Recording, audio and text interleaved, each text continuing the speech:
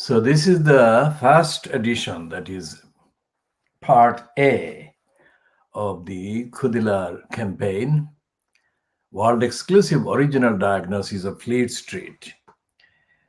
But Fleet Street is not dominated by the campaign against the cruelty of the Conservatives. 322 of whose MPs voted against children having free meals. So there is a petition going on. That's the petition that is currently ongoing, and it will get stronger, I think. The news item that Rishi Sunak has extended the amount of money to help businesses is a bogus news. We shall be looking deeply into it in due course. Now, the Daily Mirror is the only one that actually is doing this about the children's kind of free meals campaigner, the 22-year-old footballer. Now, we shall be looking into the story of the Daily Mirror's kind of angle in due course. Let's see what the opposite says. The Daily Mail has got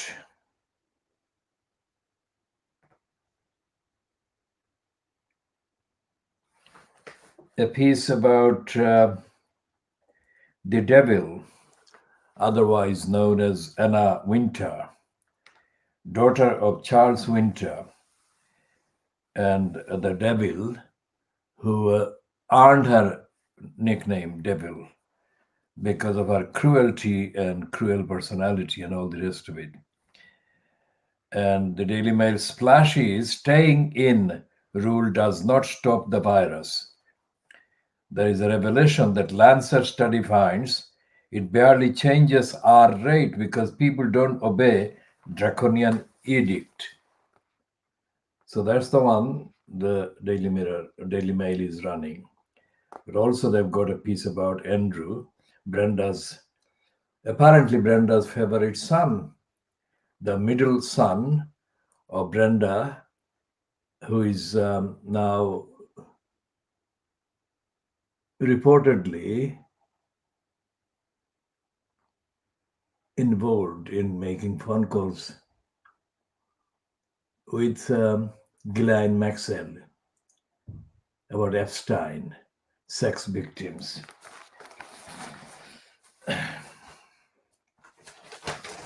And the Daily Mail on page 2 has the headline which should have been on page 1. We have failed you on testing, Johnson admits. They call it PM, but I think PM is completely inappropriate. He's not PM, he's Johnson. Just 15% get results back within 24 hours, and tracing system is still a shambles too. That is the Daily Mail. Now,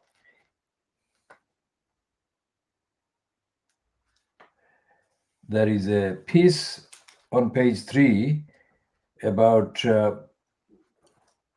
Jackie Smith.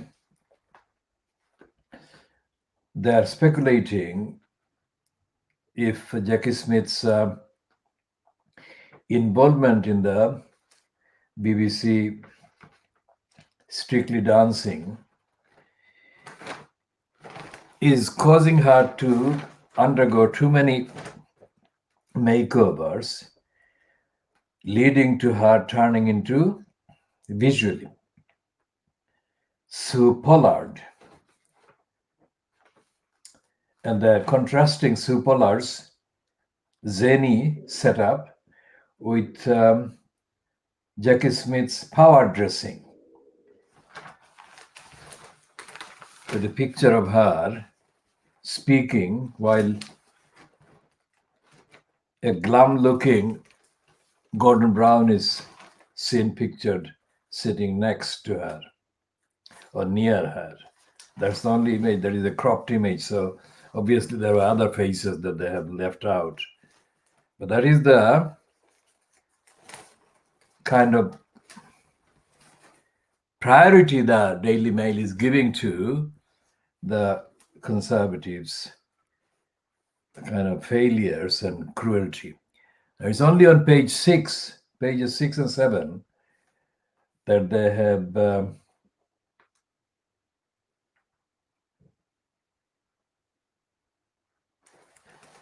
a big picture of Maureen Lipman, who is defying the lockdown and saying that I won't spend my life locked indoors. But they are promoting Rishi Sunak with a kind of phonetic copying of the Dishi Rishi. So Rishi dishes out another 22 billion. So that's the kind of propaganda thing that is going on behind the scenes for the Chancellor or the Finance Minister in Boris Johnson-fronted cabal. And there is a restaurateur and co-founder of Corbyn and King. Corbyn is spelled with an I, not Y. So it's not Jeremy Corbyn, it's another Corbyn. So he's saying that we should follow the signs and ditch catastrophic curfew. And about Rishi Dishi, they say, or Dishi Rishi, they say he borrows again to bail out hospitality trade and save millions of jobs. Now, they don't say to what extent that is a response to the lowering of the esteem among the polled people that the Johnson-fronted cabal is enjoying or getting following the confrontation against the people of the North and Northeast and Northwest.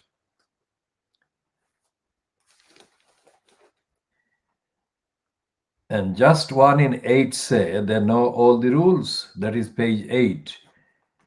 And on page 9, it's Smile of the drug artist just handed £215,000 by the COVID Culture Fund. And so it is all over the place, and that is continuing on pages 10 and 11, where they're saying the main thing is my home became an illegal Airbnb lockdown battle zone. He was told it was a quiet rental, then watched online as 50 police fought to evict 160 partygoers, trashing his house. A grim example of how virus rules are sparking illicit parties, leaving chaos and soaring COVID rates in their wake. And this is on pages 10 and 11. 10 and 11 of the Daily Mail. And we shall go back to Anna Wintour on the front page and go into a bit more details on why she is called the devil. Anna Wintour is the daughter of Charles Wintour. And Charles Wintour has got a son called Patrick Wintour, who is probably still connected with The Guardian. Now, Patrick Wintour showed in 1977 how big-headed he was when he wrote, as a youngster just out of college, but hired by the new SS, whoever was in charge of hiring at the new SS, that on a recent visit to Africa, wherever he was referring to, that suggested that he had been a regular visitor to Africa or traveler to Africa, which is completely wrong and false and unfounded. But he wanted to create the impression that on a recent visit, he had been a seasoned visitor. He was only in his 20s. There was no way that he could have been visiting Africa even once before. But even if he did that starting sentence in the news SS was completely misleading.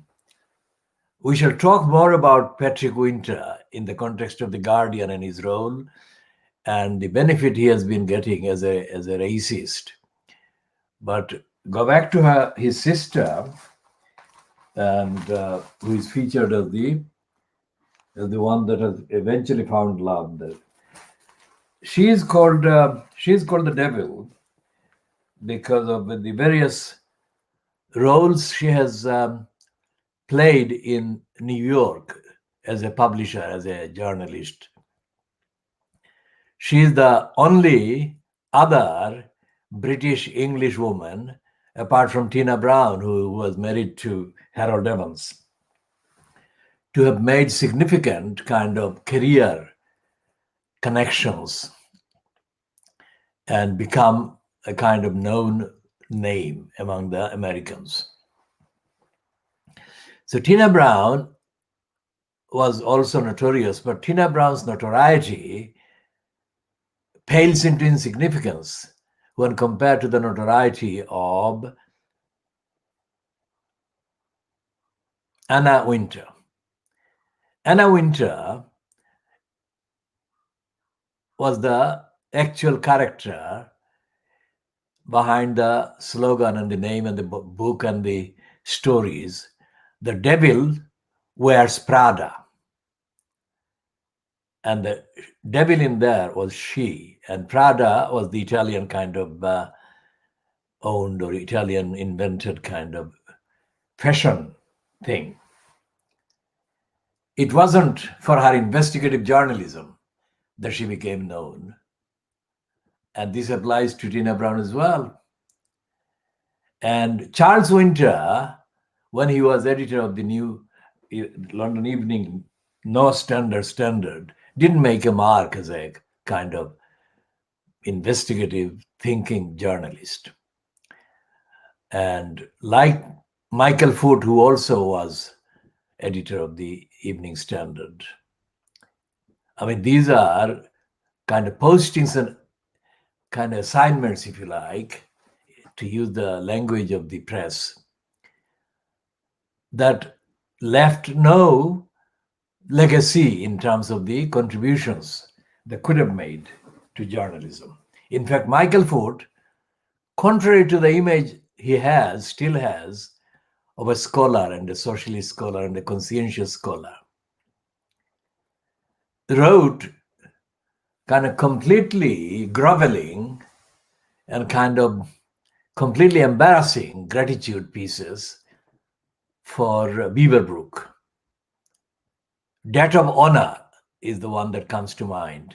Is dedicated to a promotion of the corrupt, criminal, racist Beaverbrook, whose legacy the Racist Daily Express continues to this day in the same mold.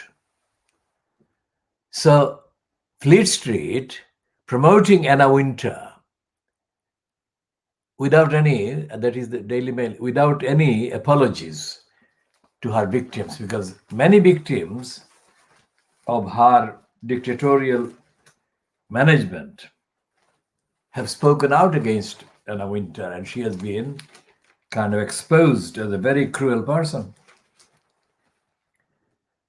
And so therefore the fact that the Daily Mail is putting her on the front page or anywhere shows that the Daily Mail doesn't care about the hungry, the deprived, the denied, the dispossessed, the displaced, the destituted, and it doesn't have any room for running a picture of a family or a mom, a single mom of famished children anywhere in England.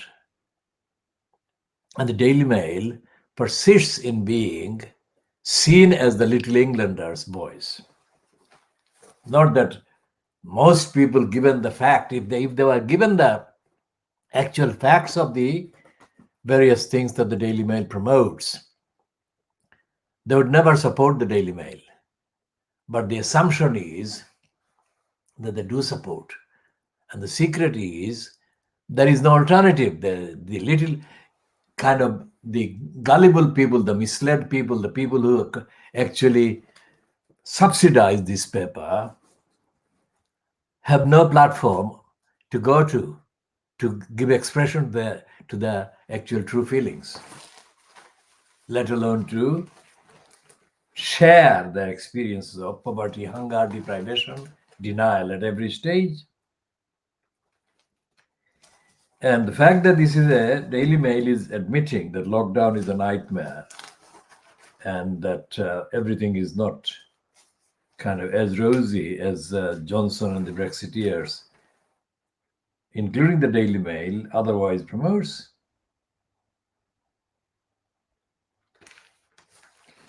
And the Daily Mail also runs a piece about the honey trap run by this character called Borat. Borat is Sacha Baron Cohen. It's a Jewish comedian who has made a fortune by impersonating other people, non-Jewish people, in a long career that he would not otherwise have if he were African or Asian. Let's put it this way. Because there are people from those continents and those backgrounds who have much more to contribute to humor, satire, and factual coverage. But they're blocked by the media, including the Daily Mail. So they've got a 2-page spread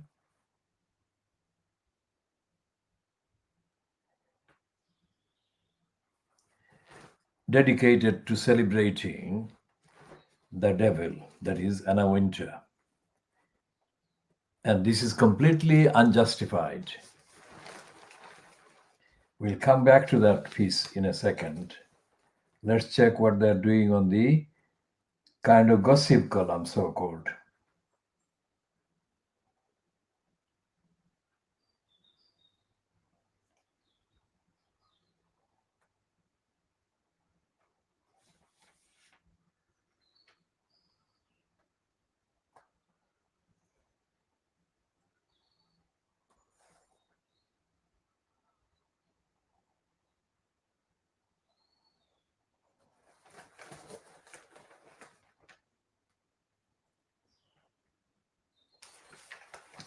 They got a piece about the serial liar, Jeffrey Archer. Let's see what they're saying.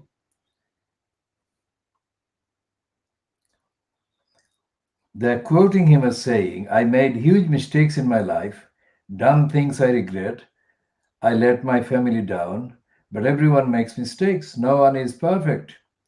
Constantly raking over the same old ground won't make things better. All I ask is that the balance is judged on the 80 years I have been on this planet, not some headline from 20 years ago. Dear Jeffrey then spoils his I did it my way plea by adding, what about the 61 million I have helped to raise for charity? Doesn't that count? Now, we're not talking about Jeffrey Archer any more than just reading that one. Now, Anna Wintour is being celebrated as an achiever, and there is not any criticism of her, except a recognition reluctantly forced by the weight of evidence in this kind of second explanatory part of the headline. As the feared Vogue editrix splits from her tycoon husband and grows close to British star Bill Nighy, the intriguing question, has Ice Queen Anna found love actually? And this is completely, totally in denial of the fact that millions of people are without a home in this country, in England, without any housing rights. And millions are in such low income and in poverty that they can't do the proper looking after of their children or of themselves. That is the kind of story that should be spread in the Daily Mail if it does understand caring for the English. That is what it is for, the English, the ordinary English. And the Daily Guardian is the only one that uses the suggestion that Sunak's largesse, so-called, or his digging deeper for more funding and the kind of additional borrowing, public sector, PSRB, sector borrowing. This is now well in excess of 2 billion, according to their admissions. It could be 3 billion, trillion. Sorry, both times it's trillion, not billion. So the Guardian is being lazy as usual. It should be talking about the trillions that they have borrowed. And the second kind of subheading should be how much of that has gone into big business and criminals.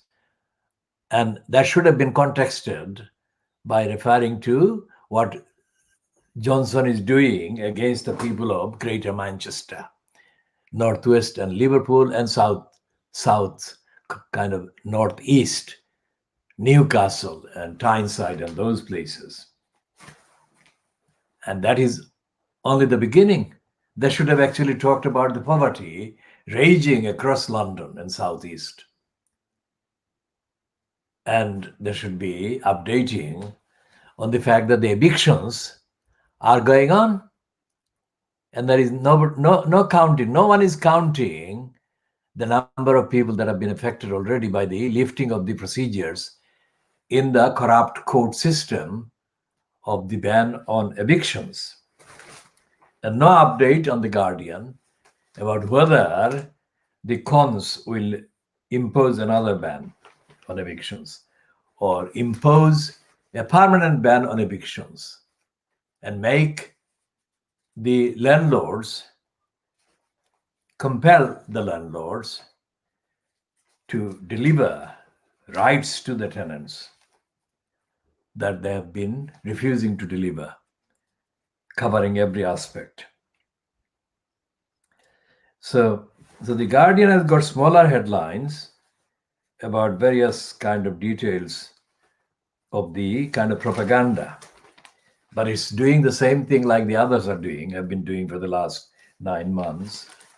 It's not publishing the actual micro details of where the virus kind of enters a person's body and what happens and how long it does kind of stay there and what is the scientific kind of evidence and what is the actual update on the research, if there has been any daily research into this pandemic by the so-called scientists.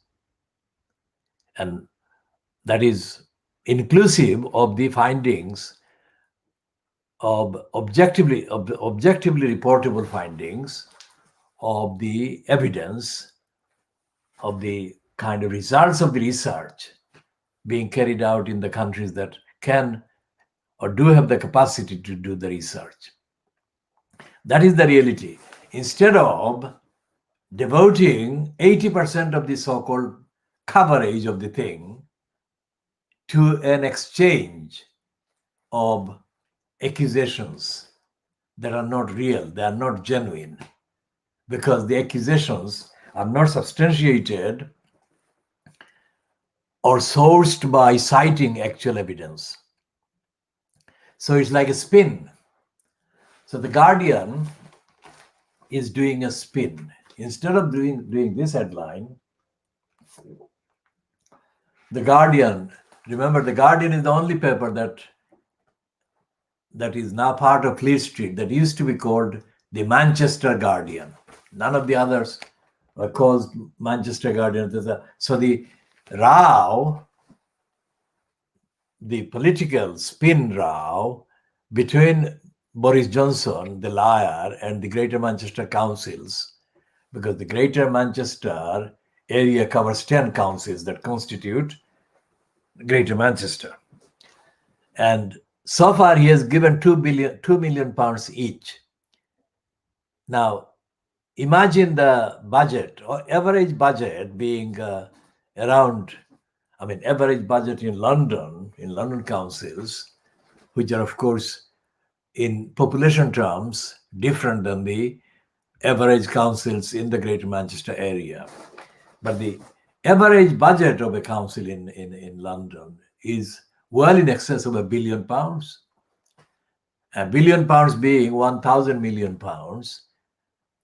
Even if the average budget of the average Greater Manchester Council is 800 million pounds, even so, £2 million is nothing, and it will not make any difference for the better. So to even say that £2 million was the most that their budget could actually kind of bear to give to these councils is a brazen, shameless, untruthful kind of assertion. So that is what the Guardian should have been saying, not this force. Force it's like an oblique force. Force by who? And if they had to say force, they should have used the identity of the source of the force. And the identity should have been the people affected by the lies and lying and the cruelty and lack of care by the Conservatives.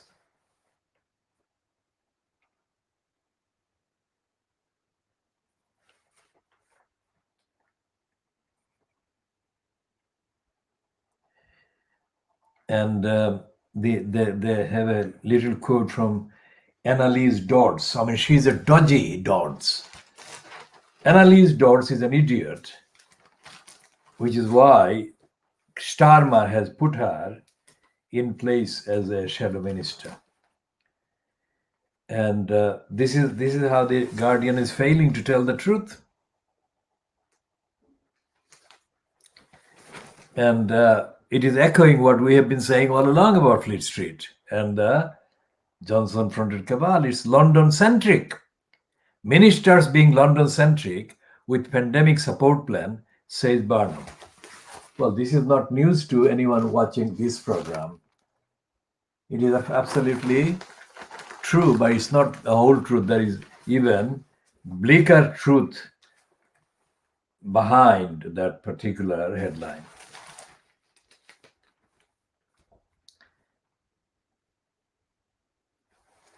And there is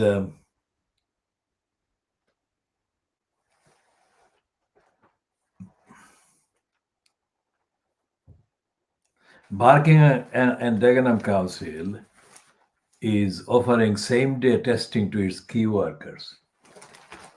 There is one council in London that is doing that.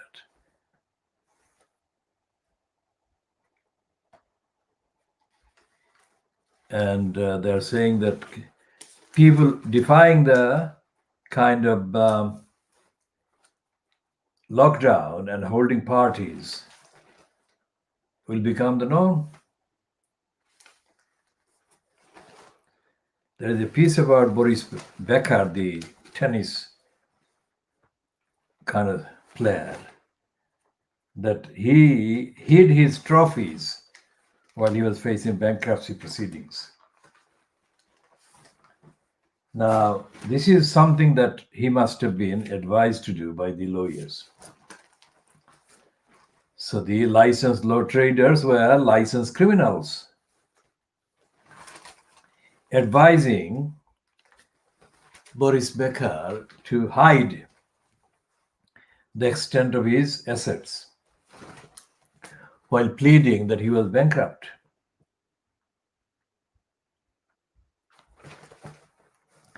Now, here is the piece about the free school meals campaign by Marcus Rashford, the 22-year-old football player. They're saying that support is growing for his free school meals extension campaign. Now, that is absolutely typical of Keir Starmer. I mean, how is it that it was kind of necessary for a 22-year-old football player to even raise that issue of these poor children needing, deserving free school meals? How did the Labour Party miss all of that? I mean, the fact that they tabled the motion was only to do with the fact of the procedure in the Commons, that no member of the public, including Rashford, could be allowed to put a motion that needed an MP. But apart from that, there has been no commentary by the Labour Party, really. The person who is featuring in the main narrative and the discussion and the references on the Conservatives' cruelty to the children who need free school meals and other support to alleviate the impact of poverty on them and their parents or families, whoever they are actually genuinely looked after by, shows that the Labour Party politically is dead. I've said it and I'm saying it again, politically is dead. And the fact that Starmer poses as if he is still in touch with the alleged forensic skills that he allegedly had, he then drops the thing. He moves on and he just forgets about the issues. Now, society and social issues are not one-day matters. They don't arise one day and disappear another day, next day. This is not how society works. This is not how human communities work. So the issues of poverty and hunger and famine that is forcing millions of people from across their countries in Africa and Asia to leave and seek refuge and asylum somewhere else where there is less uncertainty, less poverty, less hunger. Those people are not to be found only in Africa and Asia. A very large number of British people, indigenous white people, I have to say, are in poverty, acute, severe hardship and denial. And they haven't got any recourse. They haven't got any real support, source of support or solidarity. Nobody cares. In many people's experience in Britain, many people, meaning solely the indigenous white people. I mean, the situation is far worse in the case of people who are still considered migrants with African backgrounds or Asian backgrounds, or even Eastern European backgrounds, some of them. Because of their being white, the Eastern Europeans are not as worse off, as badly off as their counterpart migrants to this country from African and Asian backgrounds. But essentially, the main numbers, the demography, the number of the people affected by denial of basic rights are mainly British-born white people. And nobody seems to be interested in making a headline of them generally. And by nobody, I mean the likes of the Labour Party. Forget about the rows about anti-Semitism and racism and the lack of commitment against anti-Semitic policies and racist policies by the Corbyn-fronted cabal. What about facing the reality that millions of people, white people, are deprived in many ways, many fundamental ways, in violation, the violation being done by the state, in violation of the obligations that the United Kingdom is under, according to its status as a signed up member of various international organizations. And I say that in the week of the marking of the founding of the United Nations, which has been the leading source of the treaties and obligations and the conventions and the declarations and the charters and the agreements that enhance people's rights. Without those, the English, the Little Englanders, and the English kind of forces that control power, mostly they do that under the guise of the Conservative Party, but even the Labour Party has got quite a lot of them.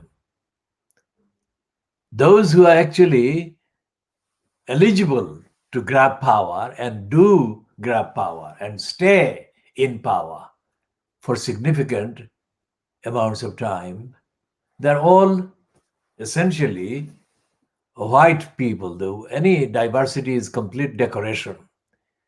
The main decisions are made by racists like Boris Johnson and other racists in his cabal.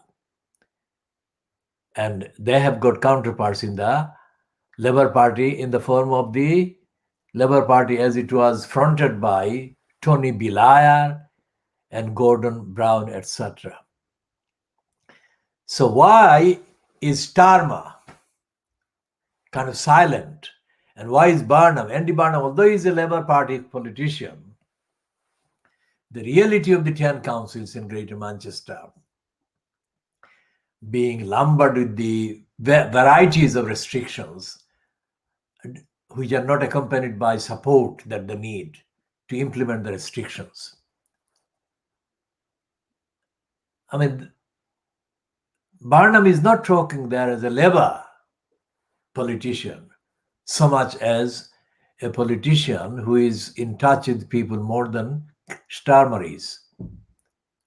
And when any politician is in touch with the people on the grassroots and on the ground, whatever the kind of duration of the contract, is bound to see the reality of the injustice and the denial of rights that ordinary people experience every single day.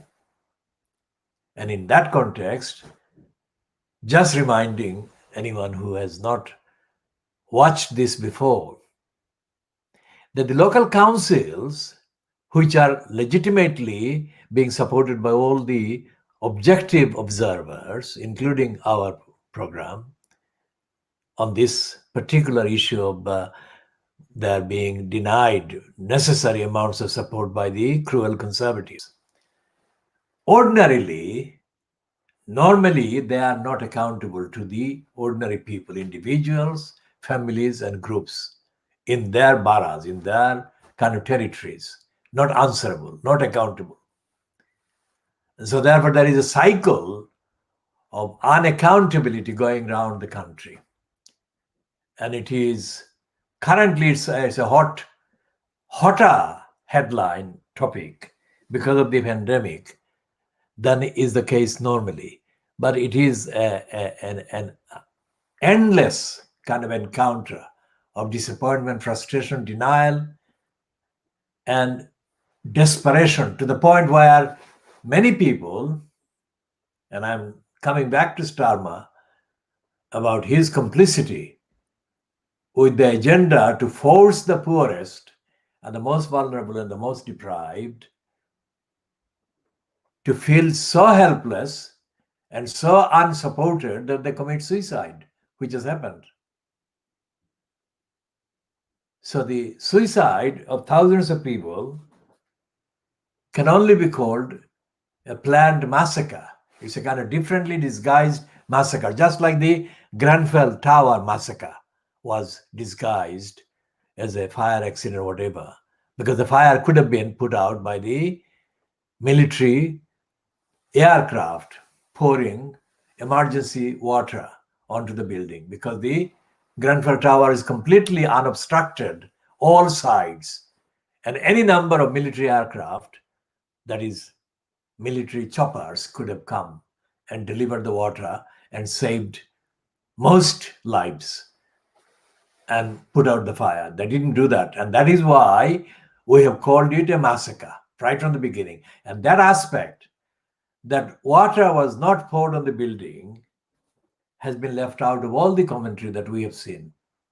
Very significant. So when we use the phrase world exclusive diagnosis of Fleet Street, that is the kind of evidence we rely on and we think of to call our contributions world exclusive diagnosis in the plural, diagnosis in the singular. But essentially, we are fact-based, evidence-based, and we are original. Our research and observations are original. And they apply to the issues like the Grenfell Tower, like the treatment by the cruelty brigade fronted by anti-northerner Boris Johnson, as well as these diagnoses affect the day-to-day coverage of the newspapers and the cover-ups of the truth by the newspapers, otherwise known as Fleet Street. And of course, we talk exclusively in detail about Tower Hamlets and East London. Yesterday, we began talking about the demonstration that the Khoodeelaar campaign organized and held on 22nd of October 2004 in the Greater Haque Street in the Brick Lane area. And we detailed about why we chose the location that we did choose in the Greater Haque Street, because it was opposite, it was on this pavement opposite the building that two local councillors used for the tokenistic surgeries. As I said yesterday, the surgery is itself an affront and a denial of the service that the ordinary voters need from their local councillors, because the surgery is held only once a week or twice a week or once every 2 weeks, depending on the kind of arrangements that the selfish councillors kind of come to with the bureaucracy back in the town hall, in the council. And it lasts not more than 2 hours at the most. And normally it lasts an hour. Now, 1 hour is not enough to go through the cases that thousands of people have in Tower Hamlets. 1 hour is not enough to go through even one case fully, truthfully and honestly. So the surgery is a joke and an insult and an outrage.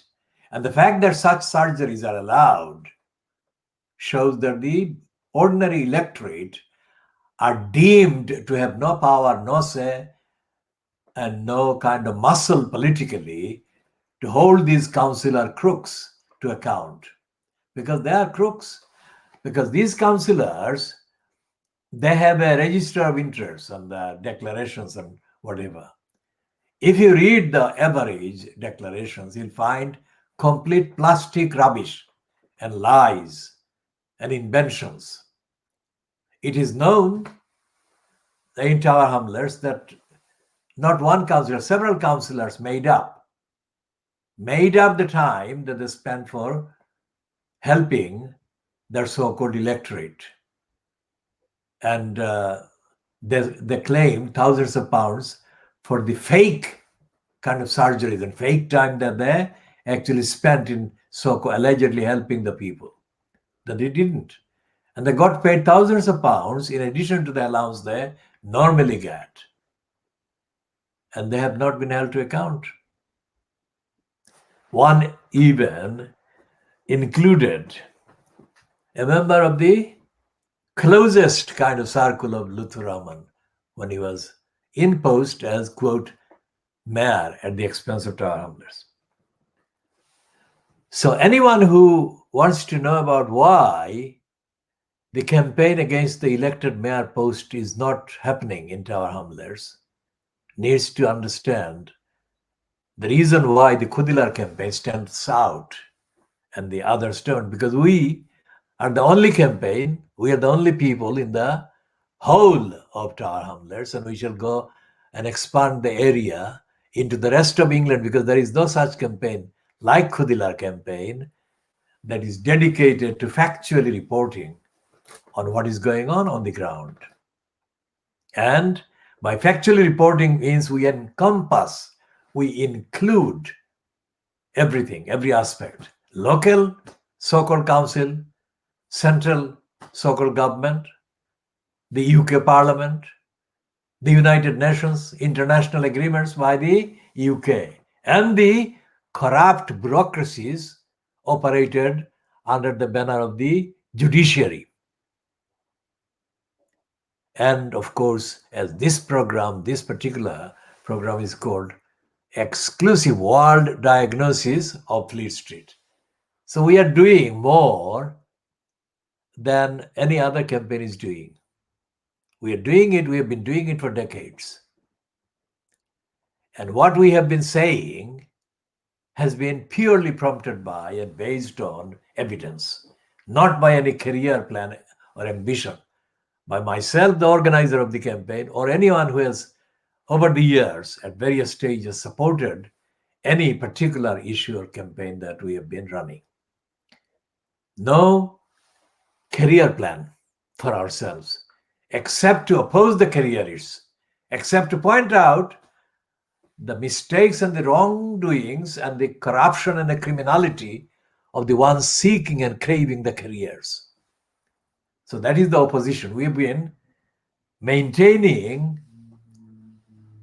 an intellectual, evidential, factual awareness campaign against the ones in post as elected councillors or as employed post holders in the local councils or their counterparts in parliament and the bureaucracies in between.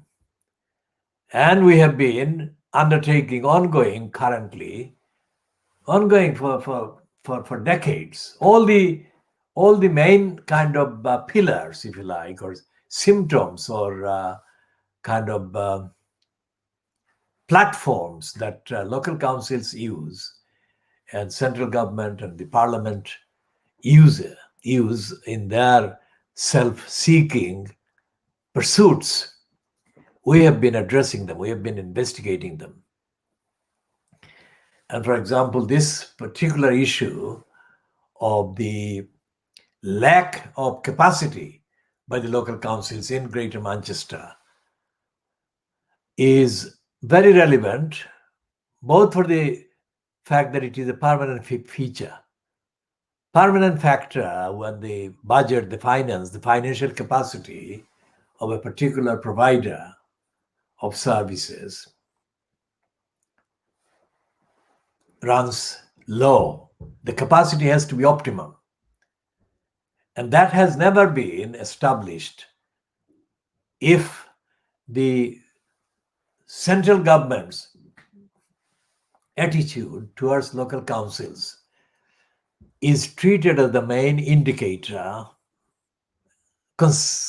constituting the pattern, if you like, over the years. That the central government, generally bureaucracy, has been hostile to local councils' pleas for resources. Now, that is not the only side. The other side, of course, is, as we have been saying, the local councils are not accountable and they are abusing a lot of the money that they do receive.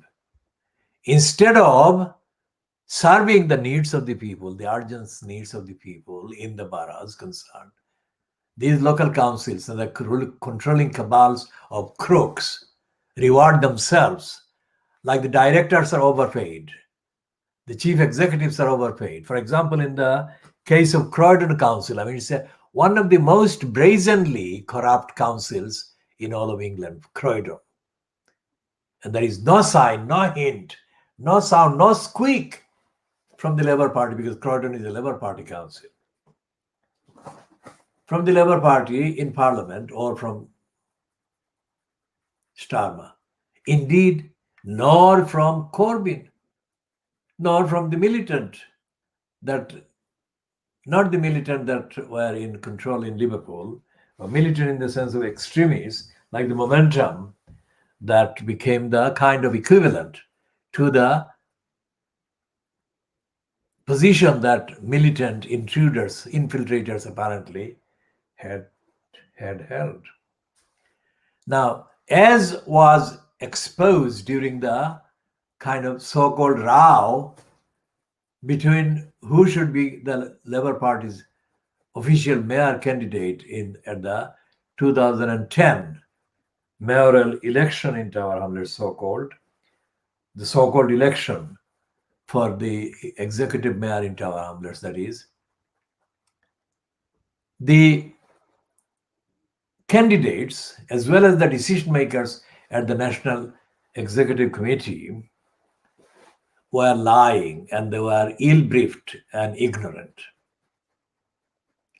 Such was the extent of stupidity on the part of the Labour Party side in the run-up to the election held in October 2010. It's probably the anniversary today, but we shall check that and we shall update on that actual date in the next edition. But going back to the question of the unfitness of the Labour Party candidates and the Labour Party's decision makers, let's see what the evidence says about when the election took place. Tower Hamlets mayor.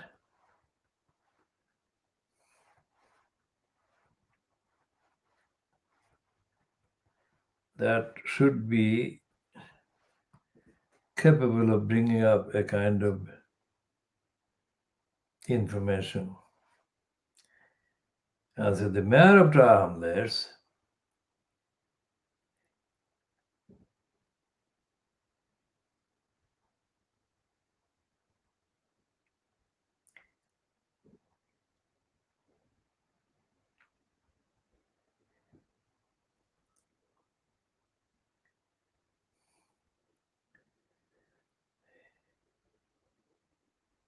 so it was earlier, 2 days ago.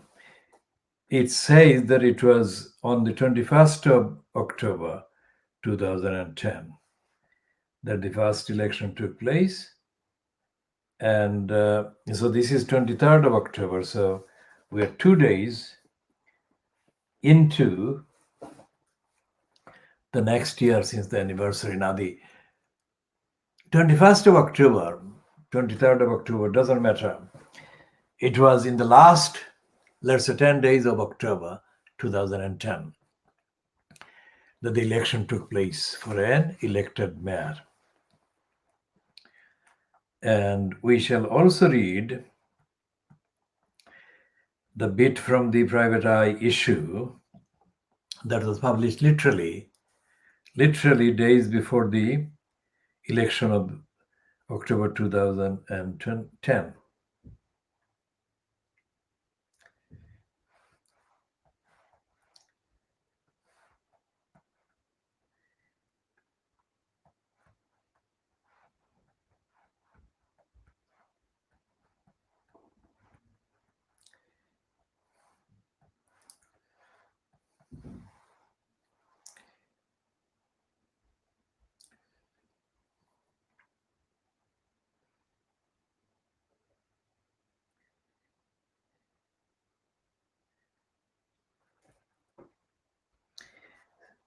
In that article published in the Rotten Boroughs page of Private Eye, they did a pun on the name Halal.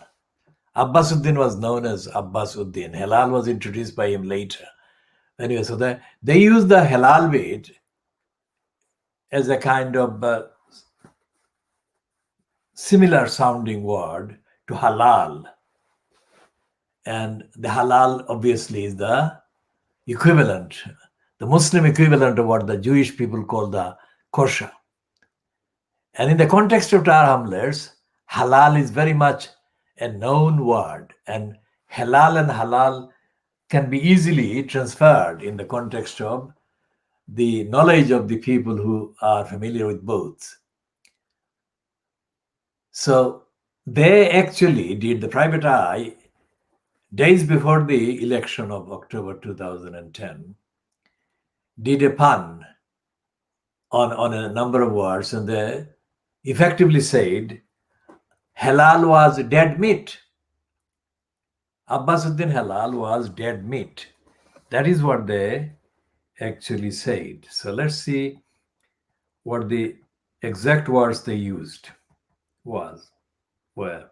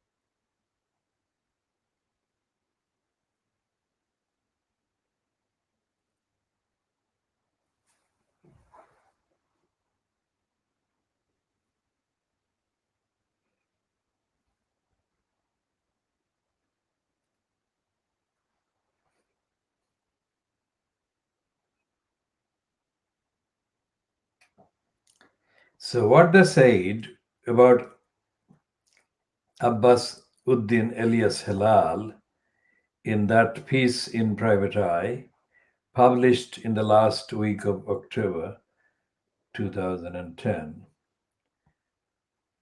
was that he, Abbas Uddin alias Halal, had been found out about a number of things.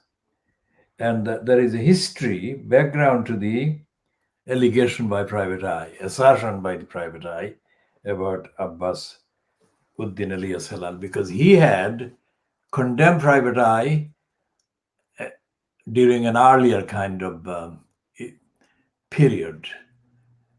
And he had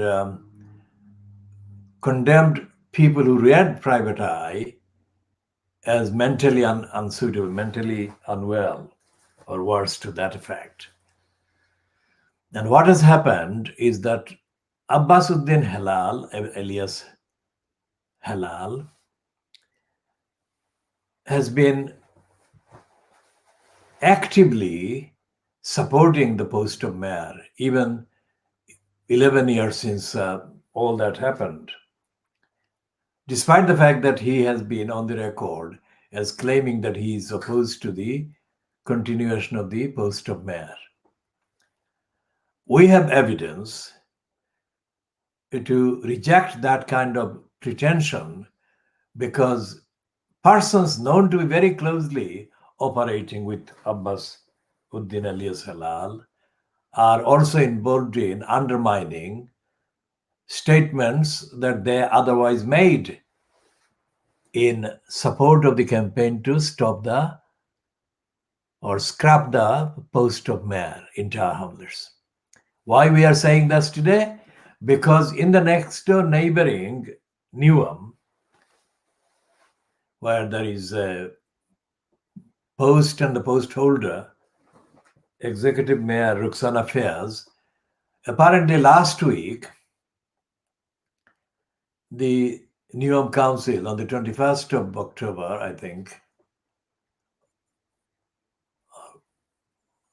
they agreed, the councillors agreed at the so-called full council meeting to hold a referendum on the same day as the mayoral election scheduled at this time to be held in May 2021, that is next year.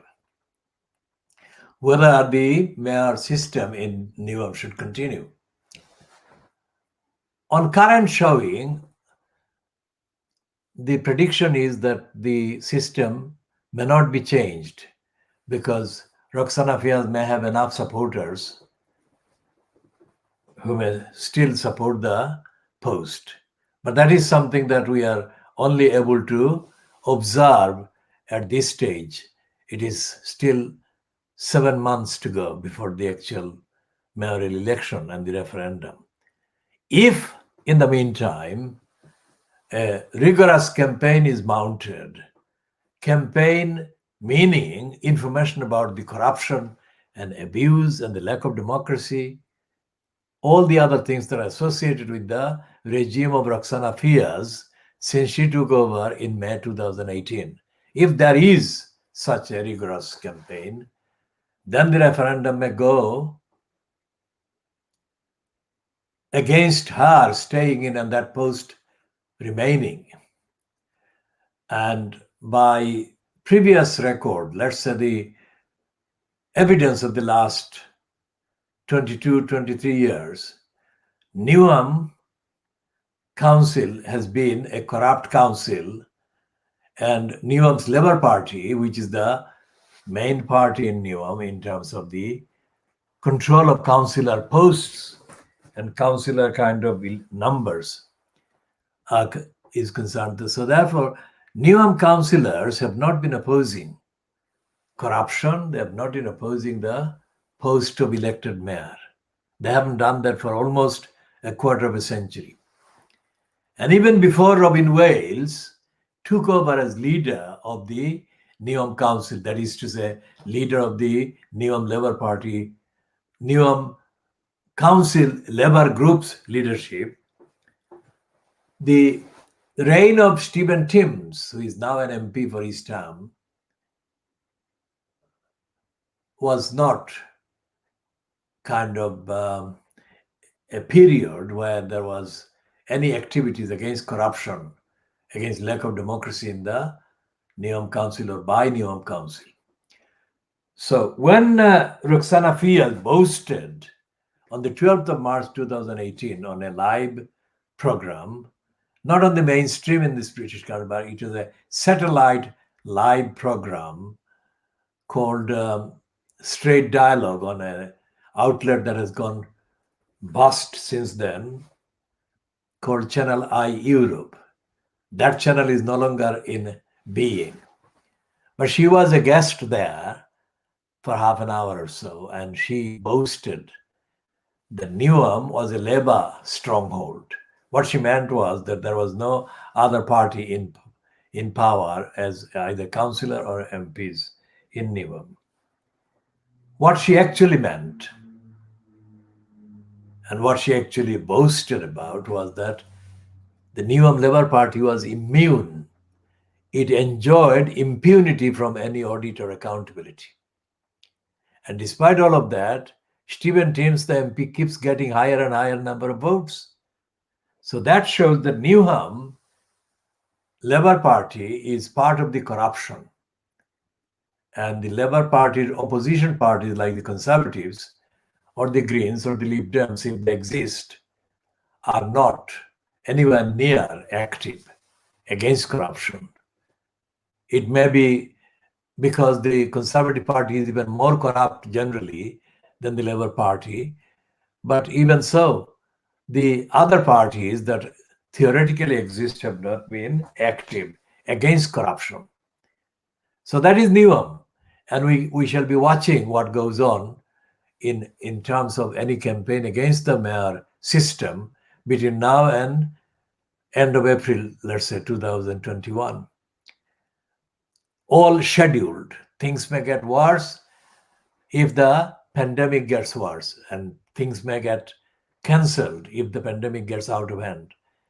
But that is only for the future, for the coming months, to produce the evidence what state or status that particular scheduled referendum will be. As I said, going by past 25 years evidence of the Labour Party, it is very unlikely that they will change the system.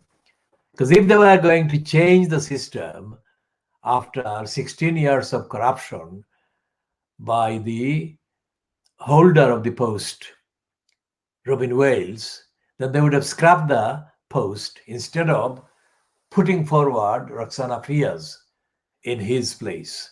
That's the crucial evidence that the Labour Party in Newham is not against corruption, not active against corruption.